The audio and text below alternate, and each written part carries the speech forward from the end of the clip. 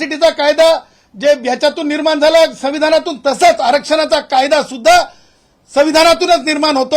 संविधानाला फोडण्याची, संविधानाला बर्बाद करण्याची, संविधानाला तोडण्याची ही जरंग्याची कोशिश आहे.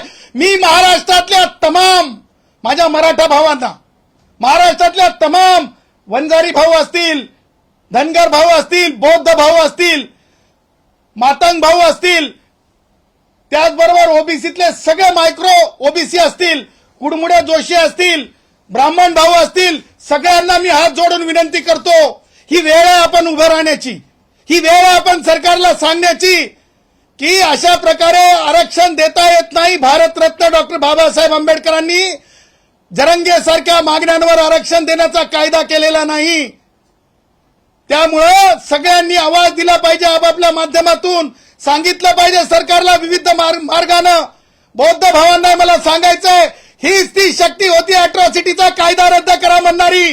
डोळे उघडा, कानांनी ऐका, वर्तन बघा आणि कायदेशीर आपण उत्तरं द्या. सरकारला पत्र लिहा, सरकारला सांगा की ह्या जरंगेचं ऐकू नका आणि सरकारने सुद्धा हे जरंगेचं कोणतंच ऐकावं अशा मागणीतलं नाहीये. कारण जरंगे